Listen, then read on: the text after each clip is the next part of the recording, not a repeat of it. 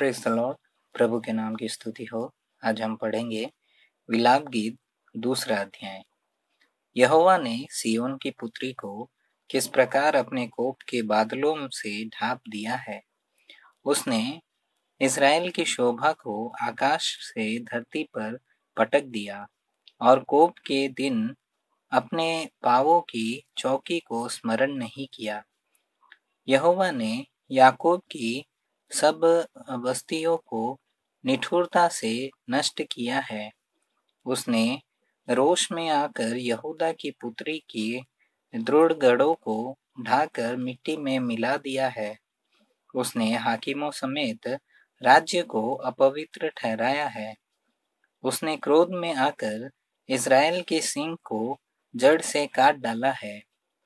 उसने शत्रु के सामने उनकी सहायता करने से अपना दाहिना हाथ खींच लिया है। उसने चारों ओर भस्म करती हुई आग लौ की नाई याकूब को जला दिया है। उसने शत्रु बनकर धनुष चढ़ाया और बैरी बनकर दाहिना हाथ बढ़ाए हुए खड़ा है। और जितने देखने में मन भावने थे उन सब को उसने घात किया। सिय्योन की पुत्री के तंबू पर उसने आग की नाई अपनी जलजलाहट भड़का दी है। यहोवा शत्रु बन गया, उसने इस्राएल को निगल लिया। उसके सारे भवनों को उसने मिटा दिया और उसके दृढ़ गढ़ों को नष्ट कर डाला है। और यहूदा की पुत्री का रोना पीटना बहुत बढ़ाया है। उसने अपना मंडप बारी के मचान की नाई अचानक गिरा दिया। अपने मिलाप स्थान को उसने नाश किया है। यहोवा ने सिय्योन में नियत पर्व और विश्राम दिन दोनों को भुला दिया है और अपने भड़के हुए कोप से राजा और याजक दोनों का तिरस्कार किया है। यहोवा ने अपनी वेदी मन से उतार दी और अपना पवित्र स्थान अपमान के साथ तज दिया है। उसके भवनों की भीतों को उसने शत्रुओं के वश में कर दिया। यहोवा के भवन में उन्होंने ऐसा कोलाहल मचाया कि मानो नियत पर्व का दिन हो। यहोवा ने सिय्योन की कुमारी की शहरपनाह तोड़ डालने को ठाना था। उसने डोरी डाली और अपना हाथ उसे नाश करने से नहीं खींचा। उसने किले और शहरपनाह दोनों से विलाप करवाया।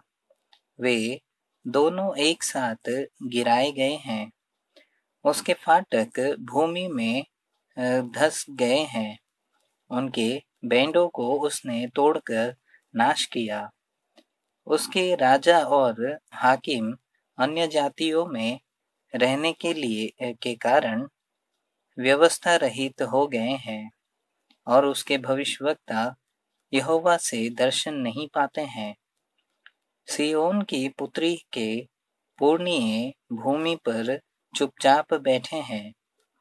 उन्होंने अपने सिर पर धूल उड़ाई और टाट का फेंटा बांधा है।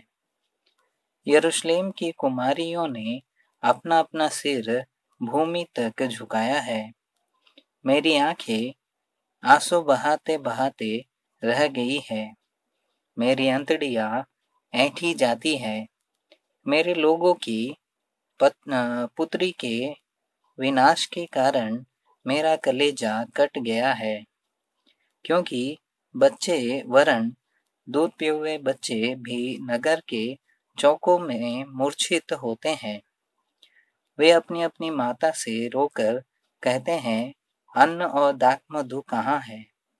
वे नगर के चौकों में घायल किए हुए मनुष्य की नाई मूर्छित होकर अपने प्राण अपनी अपनी माता की गोद में छोड़ते हैं।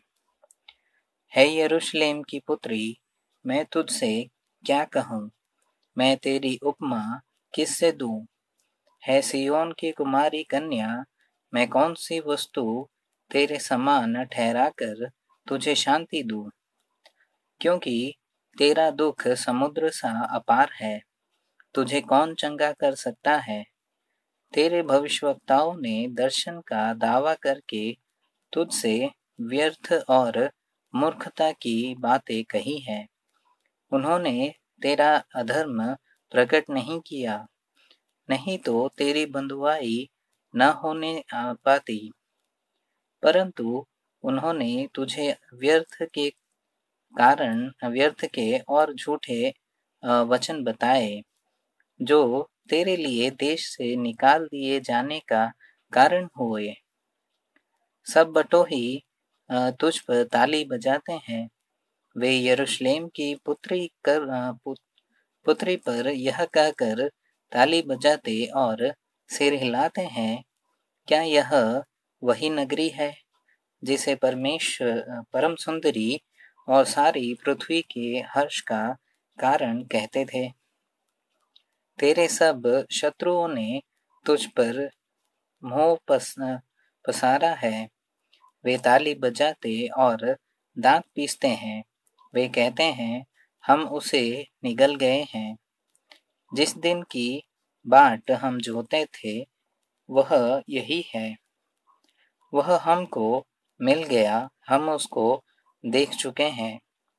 यहोवा ने जो कुछ ठाना था वही किया भी है, जो वचन वह प्राचीन काल से कहता आया है वही उसने पूरा भी किया है। उसने निष्ठुरता से तुझे ढा दिया है, उसने शत्रुओं को तुझ पर आनंदित किया और तेरे द्रोहियों के सिंग को ऊंचा किया है। वे प्रभु की ओर तन मन से पुकारते हैं, हे सियोन की कुमारी की शहरपनाह, अपने आंसू रात दिन नदी की नाई बहाती रह, तनिक भी विश्राम न ले, न तेरी आंख की पुतली चैन ले। रात के हर पहर के आरंभ में उठकर चिल्लाया कर, प्रभु के सम्मुख अपने मन की बातों को धारा की नाई उंडेल। तेरे बाल बच्चे जो हर एक सड़क के सिरे पर भूख के कारण मूर्छित हो रहे हैं, उनके प्राण के निमित्त अपने हाथ उसकी ओर फैला। है यहोवा, दृष्टि कर और ध्यान से देख कि तूने यह सब दुख किसको दिया है। क्या स्त्रियां अपना फल अर्थात अपनी गोद के बच्चे को खा डाले।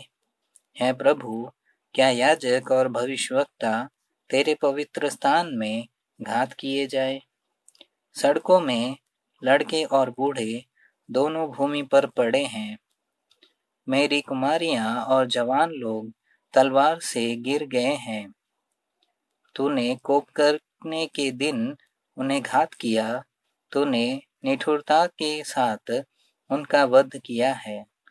तूने मेरे भय के कारणों को नियत पर्व की भीड़ के समान चारों ओर से बुलाया है, और यहोवा के कोप के दिन न तो कोई भाग निकला और न कोई बच रहा है। जिनको मैंने गोद में लिया और पाल पोस कर बढ़ाया था, मेरे शत्रु ने उनका अंत कर डाला है।